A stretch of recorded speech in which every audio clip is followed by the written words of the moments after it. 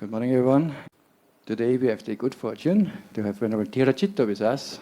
Another Citto, Akacitta, Kuttacitta, Paldacitta, Thiracitto. It's like a lost son of SPS. And we picked him up on the road. In fact, he made his way on his own, traveling all the way from Thailand. And now 12 Vasa is a monk already, originally from Germany, ordained in the Thai Dhamma tradition. And he stayed with many of the well-known Kruba Ajahns of the Thai tradition, including also the Ajahn tradition, where he stayed in caves and also with the support of Ajahn Jayasaro, whom many of us venerate and appreciate.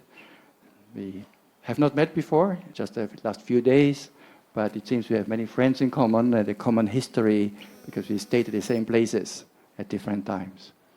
So it's very nice to welcome him here and have also the opportunity to listen to the Dhamma a little bit. And he gratefully agreed to share the Dhamma with us, and also a good opportunity for all of us if you want to ask some questions.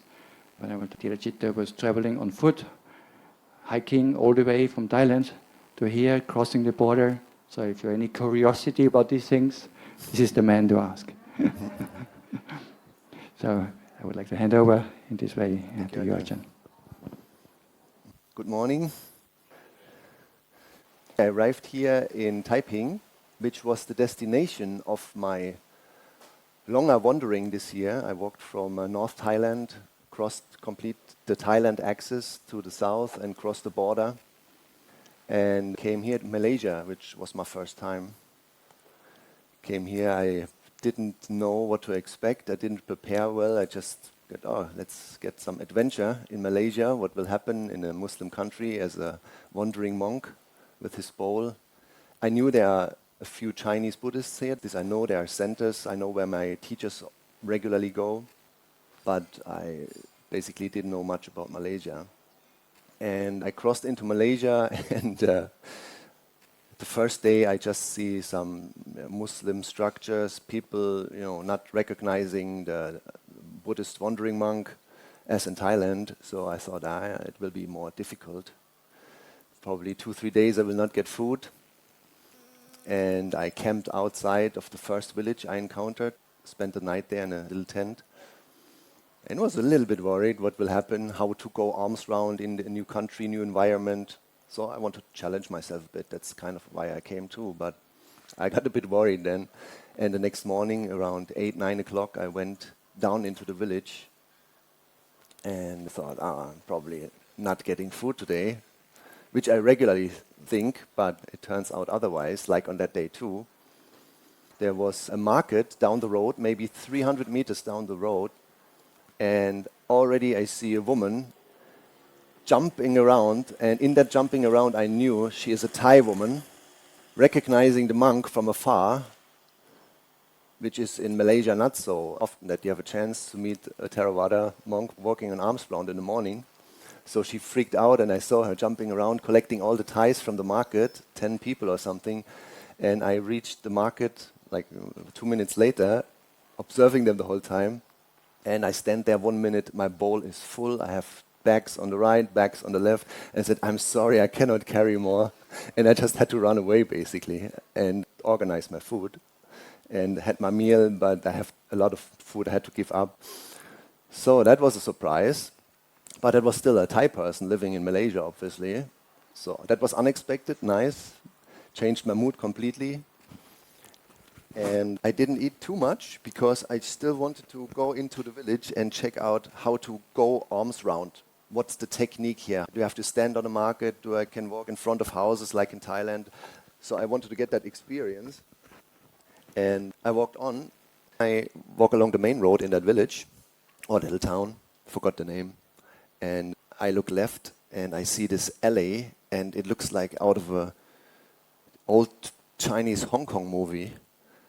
And it was a Chinese residence alley with, the classical incense smell, the little red shrines in front of every house, and I knew, I found the Chinese here. And then I went into that alley, and we're all outside drinking coffee, what Chinese retired people mostly do in the morning, chatting, smoking.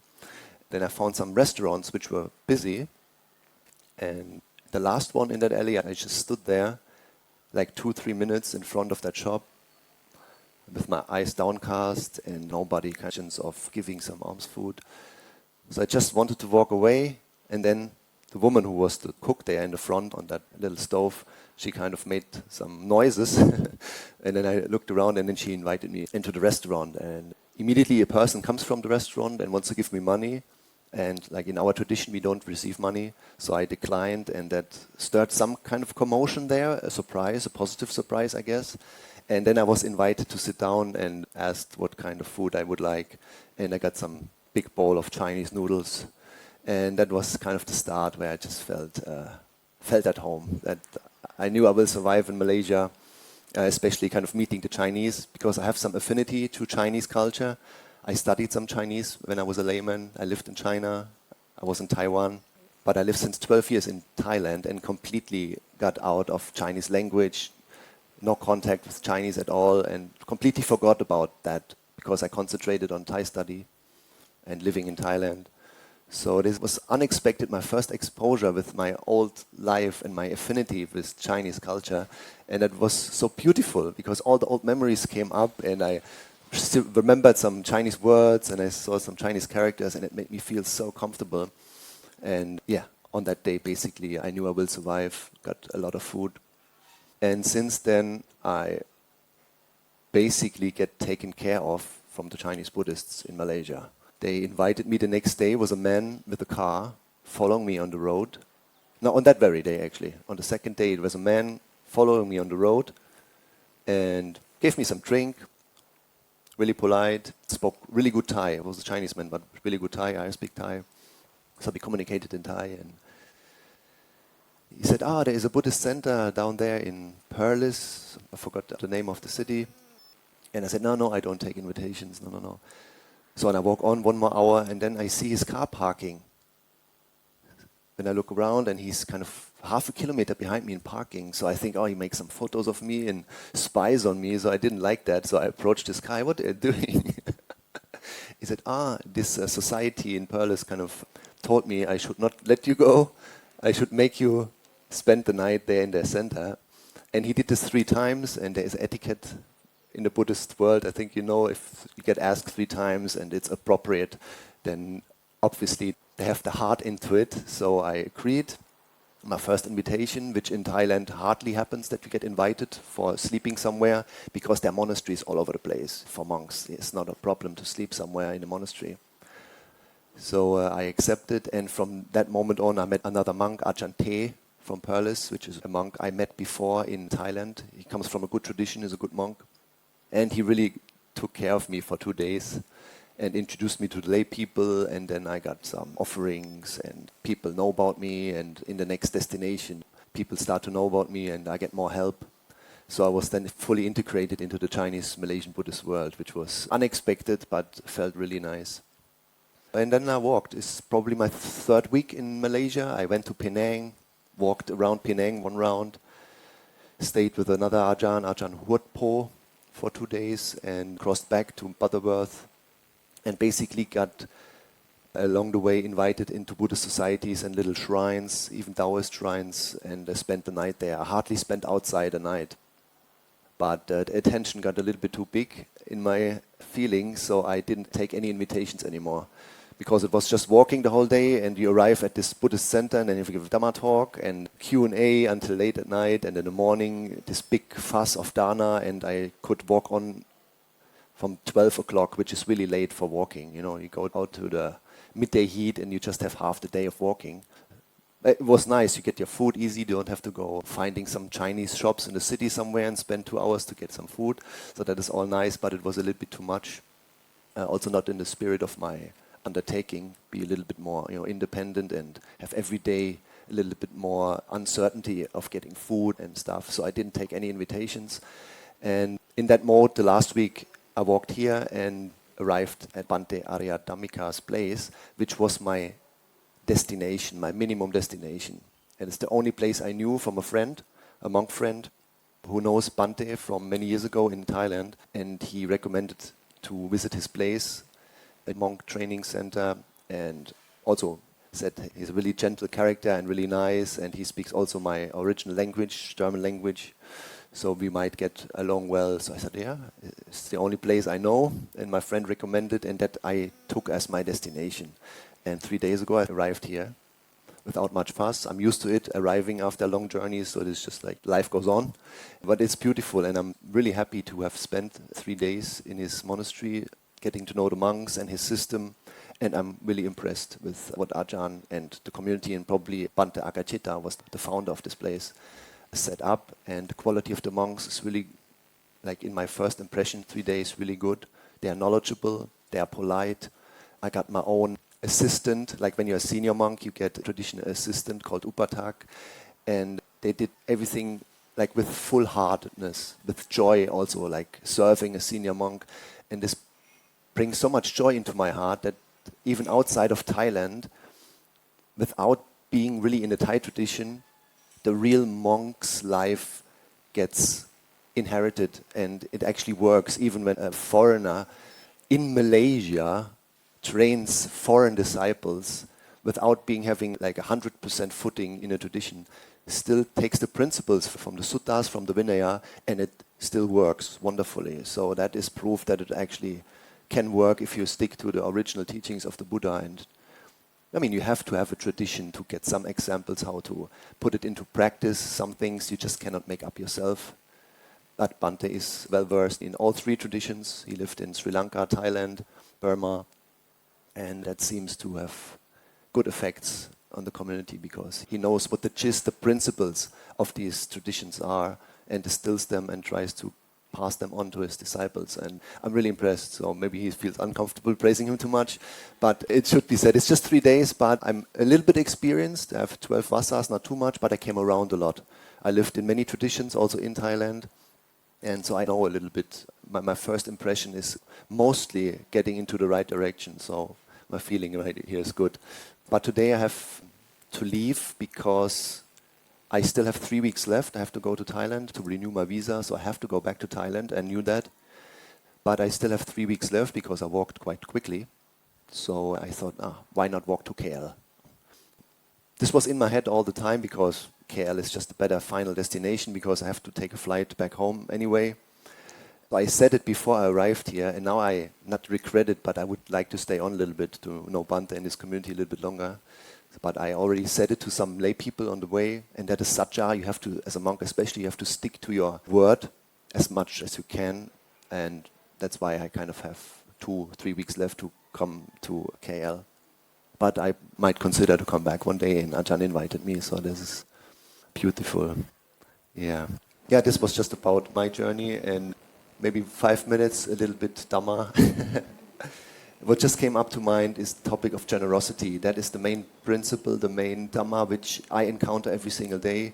As a wanderer, especially, you give up your security of your monastery, or even if you are a layperson, if you go out alone, wandering around without support, you are dependent on other people's generosity and help all the time, and that humbles you. That makes you develop more metta. The grumpiness just has to go because you receive so much generosity. And if you're grumpy, probably you get less of it. But the more metta, the more generosity you receive, the more humble you get, the more happy you get, the more you can develop your metta. I mean, that is really a principle for me that works. It's not directly metta. In my case, it's mudita. It's the rejoicing in the generosity of other people makes me happy. It's piti or sukha called in the Pali language, and that you can extend into metta, into loving kindness for yourself, for all beings.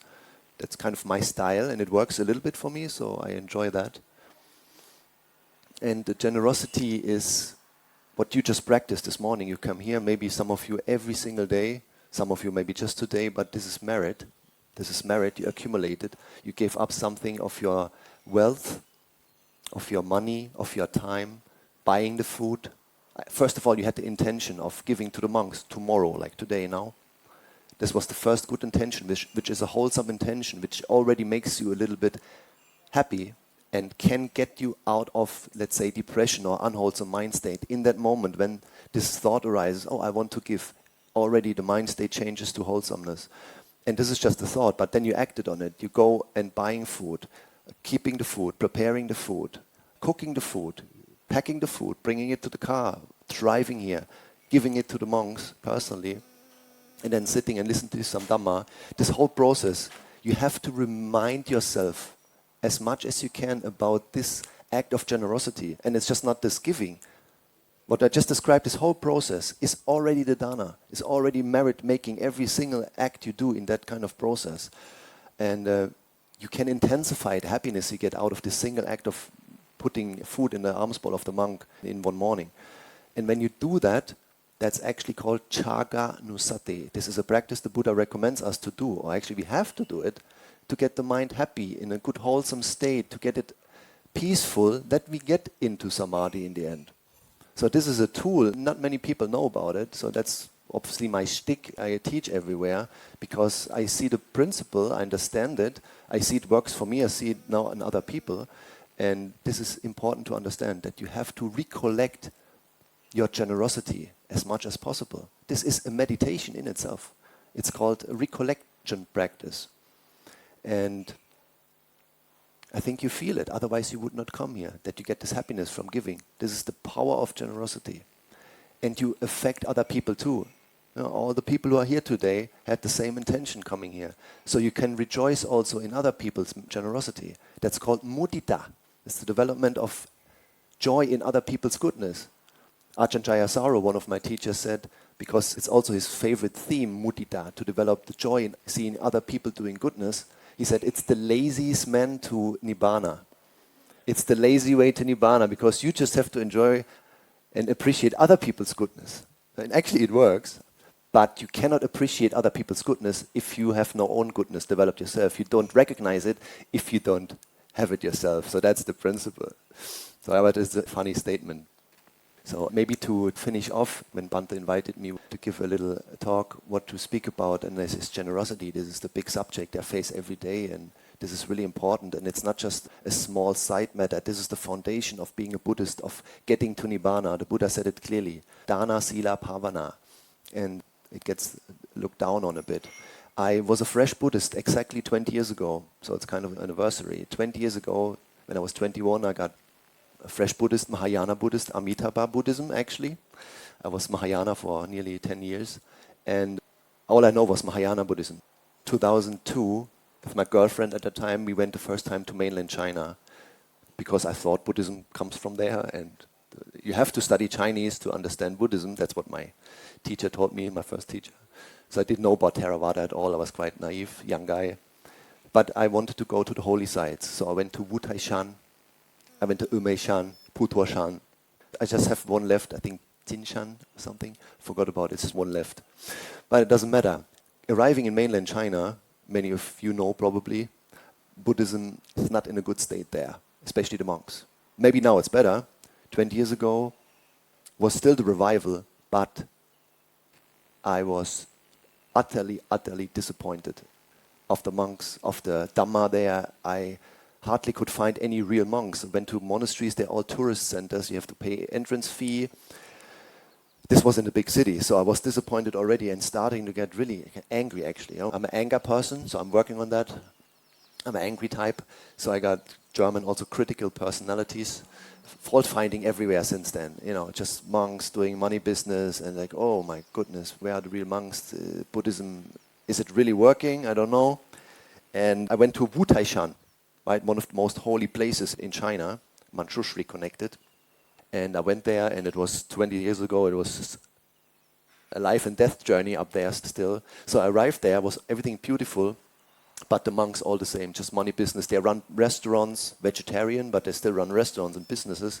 And it's just a money-making machine. And I got so fed up with it, I got so angry, kind of complaining to my girlfriend all the time and getting myself into a rage. And I started to actually lose some faith in Buddhism. It's what I remember. I just like, I have enough of this. I'm never coming back. Maybe I switch my interests. When I say it, it sounds stupid, but I was really kind of angry and kind of fed up with this. Obviously, the monks, there are no real monks alive or something like that. In that mind state, we went out one morning from our hostel, walked through the streets, And I was really in this bad mood and ranting, and in my head ranting. And we decided actually to leave Wu Tai Shan the next day because it's like, what's the purpose? And we walked down the road with my girlfriend, and there come 3 monks passing us on the other side of the street. And the one monk in the middle, I don't know, not an old monk, also not young and middle-aged. And I looked at him, and I saw them. And when I saw monks, I got even more angry. Just walking around the streets, 3 monks, like, I should be in a monastery meditating. He must have sensed something, or he was just a coincidence, I don't know. The guy just looked at me, walked across the street, stand in front of me, looked me in the eyes, and hands me over a red apple. And I was dumbfounded, standing there, and he smiles at me. In the moment he smiles, I take the apple, and he smiles, turns around, walks away, doesn't look back anymore, just walks away, and he disappears. And I stand there dumbfounded. My anger completely disappeared like that. And I felt so stupid, ashamed about my thoughts I had for many days and my anger, and it just disappeared in that moment. Just this one smile, this one act of a stupid apple. And I remember this to this day, 20 years ago. He might be responsible that I stuck to Buddhism. I don't know what would have happened if I had not this good experience turning me around. From that moment on, I gained new faith, my anger disappeared, and I tried not to be so fault-finding, and look for the good stuff. And I also found it in mainland China. So this is just a story I want to share with you, that don't neglect these small acts of kindness, the small things of generosity. Right? This morning, one of the young monks, he made myself something for my bowl. He crocheted, or he knotted it himself the whole night, I guess, and gave it to me as a goodbye gift. This stuff, this makes the bonding happening, and you remember this for a long time, maybe the rest of your life, maybe even next lives. These small acts of generosity, which you sometimes feel stupid, especially the Westerners. Maybe you Asians have a more feeling for this. But this is really important. Don't neglect it. This is merit which accumulates. Then one day it's ripe, and then you actually can gain some Dhamma out of it, some deeper, concentration, or even some wisdom arising. And you encounter much more positive circumstances. This is the power of merit, and you have to accumulate. And you touch so many people. They will never forget this small act of generosity, and maybe you saved their life. I had a few which came back 10, 15 years later in Thailand that I saved their life. It's just giving a small little advice or listening to their problems at the time. Just that. And it's so encouraging for doing goodness on. When you get this feedback, like 10 years later, you see really the importance of it. But I think now I did my time, and maybe want to finish with this story. And Anumodana for everybody coming here, supporting the monasteries and the Ajahns here, and hope you enjoy the giving and go on in supporting and making merit, and hopefully also develop the other factors on the Buddhist path and gain more and more happiness. Anumodana sadhu. Thank you very much, Ajahn, for this very inspiring Dhamma sharing. One question, do you still have the apple? No more? The funny thing is, I'm actually mildly allergic to apples, but I still ate the thing, and I don't remember, maybe I didn't get even allergic reaction, which would be even more magic. But I ate it, definitely. Amazing. Out of gratitude, seeing the beauty of generosity. So yeah, it's very inspiring. Just as Ajahn says, also the goodness of people coming, preparing the food, cooking, bringing, offering. And he thinks it's finished then. But then the work only starts. Because afterwards they're doing the dishwashing. Right, stuff I don't see so much. Correct. The dishwashing, cleaning up, so many helping hands, so much merit. So today we have a lot of good reasons for inviting our departed relatives and friends to participate in all the goodness, in all the merit, in all the wholesomeness that has been accumulated.